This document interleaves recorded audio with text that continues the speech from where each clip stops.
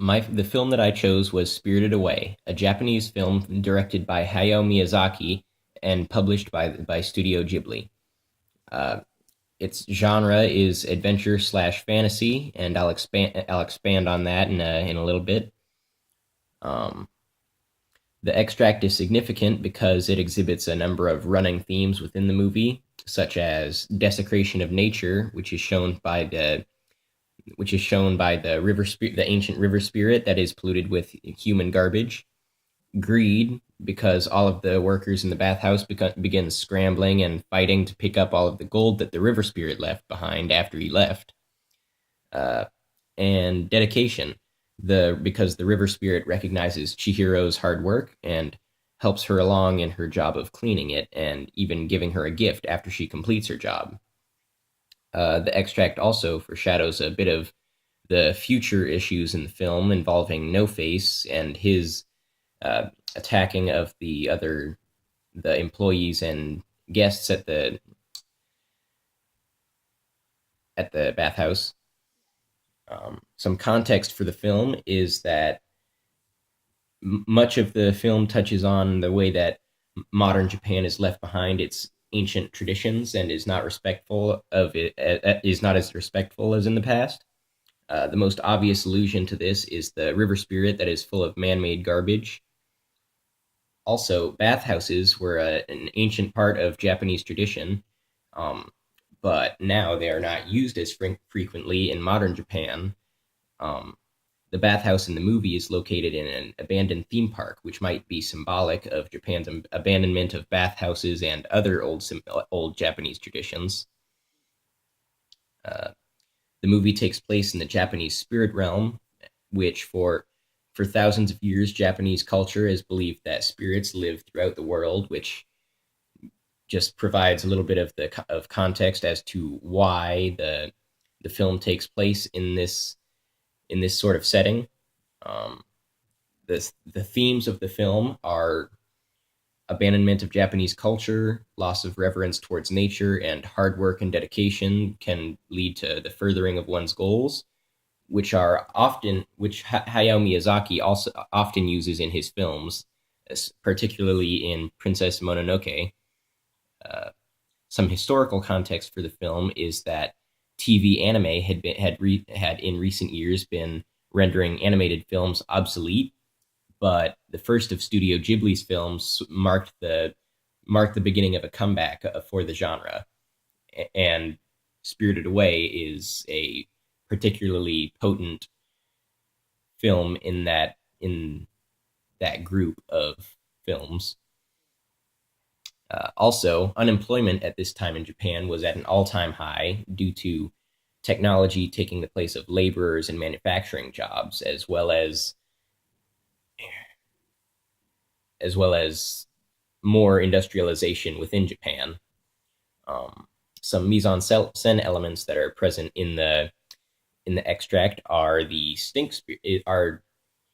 costuming. Although, despite it being an animated film, the designs for the creatures and people within the film do count as costuming. Uh, an example of which is the stink spirit, which is it's disgusting to the point of almost paralyzing the people around it. Um, it's covered in sludge and leaves behind a trail of just nastiness behind it, which sort of shows the level of influence that humanity has on its environment, because this stink spirit used to be a powerful and noble spirit of river. Um, and then later on, when we see the river spirit's true form, it's shown to have a wrinkled face, which signifies that the spirit is ancient and powerful, and is shown further by how much gold is left behind after it leaves. Uh, I believe that the director meant to show even the most ancient parts of nature are affected by mankind's pollution. Um, most much this the entirety of this scene takes place in the big tub, showing the magnitude of the event in relation to the film as a whole. Because usually, most of the time throughout the film, every scene takes place in the areas with smaller tubs, showing that those scenes aren't quite as important to the development of the story or to the the protagonist's character growth. Uh,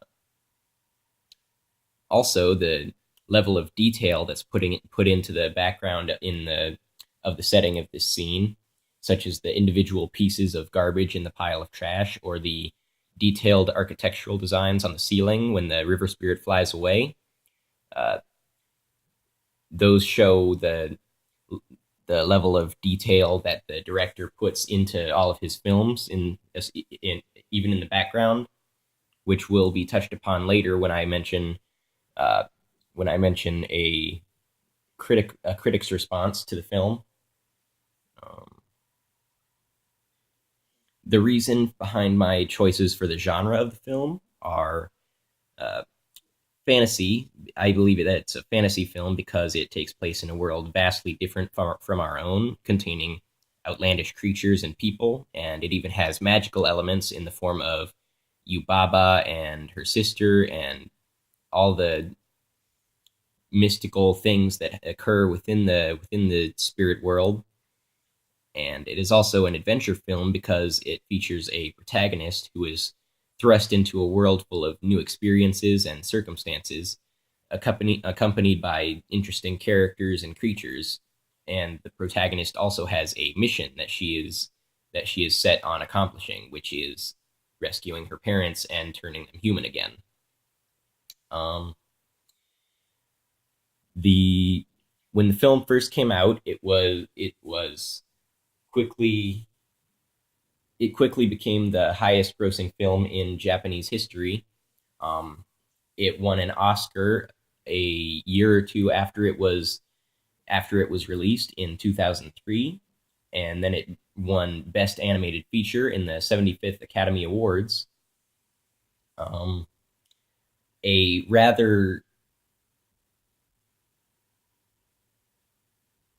a rather famous film critic named Roger Ebert put the film in his list of great movies and had this to say about the film. Animation is a painstaking process, and there is a tendency to simplify its visual elements. Miyazaki, in contrast, offers complexity. His backgrounds are rich in detail, his canvas embraces space liberally, and it is all drawn with meticulous attention. We may not pay much conscious attention to the corners of the frame, but we know they are there, and they reinforce the remarkable precision of his fantasy worlds. The fact that this critic had such high praise for even the background elements of the film shows the level of attention and detail that Miyazaki put into every part of the film.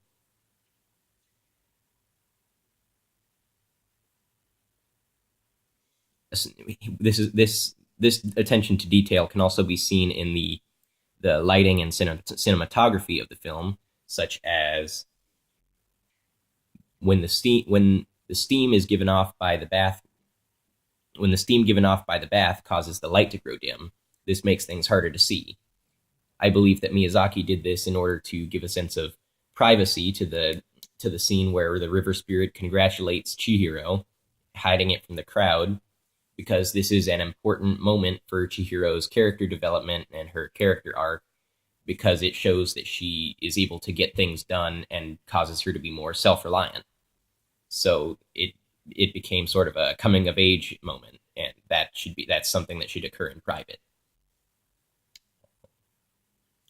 After the river spirit sinks back into the bath, a wide shot of Chihiro standing alone on the lip of the tub is shown, showing that it was she herself who helped the river spirit, and this causes her to give off a sense of self-reliance and capability. Um,